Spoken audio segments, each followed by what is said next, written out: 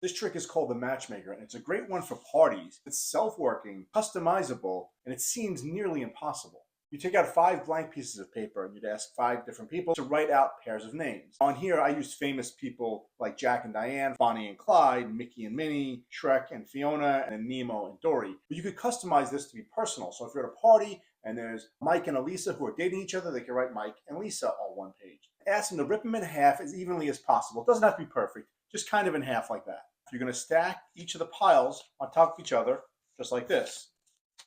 Then take one batch, put it on top of the other batch, and flip the entire packet upside down.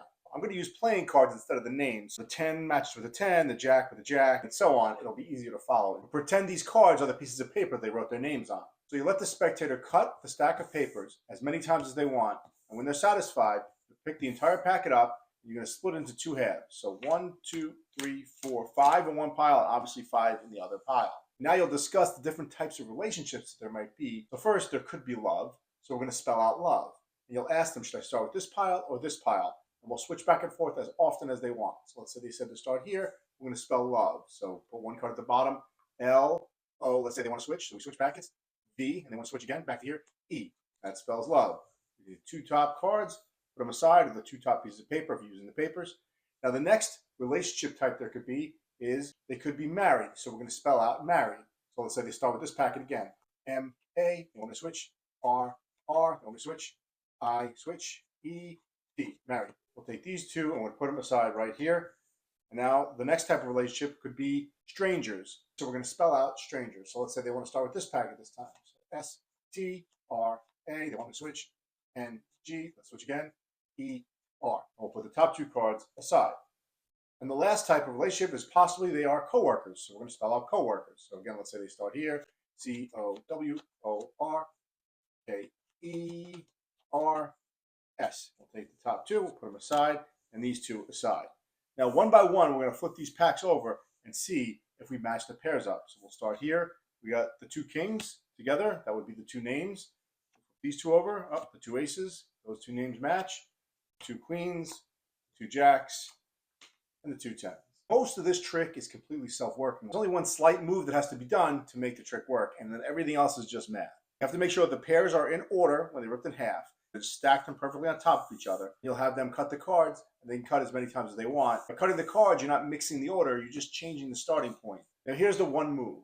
So we counted 1, 2, 3, 4, 5. Now we reverse the order of those 5. We put the other 5 aside. So if I flip these over, you would see now they don't match up anymore. The queen is matched with the jack, the 10 with the king. Now the math will make this work out perfectly. You could use whatever words you want. It just has to equal the right number. The first word has to be 4 letters, so I use the word love. It might be in love. And no matter how you spell out love, it will work. Even if I did all 4 on one side, L, O, V, E, then the top 2 cards would match. So you place the top 2 cards aside, and now because there's one less card in each of the piles, you need a 7-letter word to make it match up. So I use the word stranger, but you don't have to do that. Obviously, you could pick a different word. Now, instead of dealing back and forth, there is another simpler way to do this if you're working with some people who maybe have been drinking a little bit and you're concerned they're going to get it wrong. You can introduce a pair of dice. You can tell them you need the dice to add up to 7 for your next word. Put these dice in any order where it would equal 7. So it's either a 1 and a 6, it's a 2 and a 5, a 3 and a 4, anything that would add up to 7. So let's say they pick a 5 and a 2. I'll ask them, is that the order you wanted, or do you want to switch them? Let's say they want to switch them. Now you could just play out the dice without spelling anything. You just say 1, 2 on this side, and 5 on this side. 1, 2, 3, 4, 5. You'll take the top 2 cards off, which will still match. Now you need an 8-letter word. So let's say they said 4 and 4. So 1, 2, 3, 4. 1, 2, 3, 4. And these will definitely match up. They put them aside. Now the last one has to be 9. So it was 4, then 7, 8, 9. Those are the only numbers you have to remember for this trick to work. So let's say they did a 4 and a 5 this time. 1, 2, 3, 4. 1, 2, 3, 4, 5. And now these 2 will match, which means these 2 obviously have to match. Now, if you do this with cards, it's kind of amazing, but it's just another card trick. If you customize this with names, this was 2 people at the actual party, you went through all this mixing, matching, and counting, and you ended up with their names matching at the end, it will blow their mind.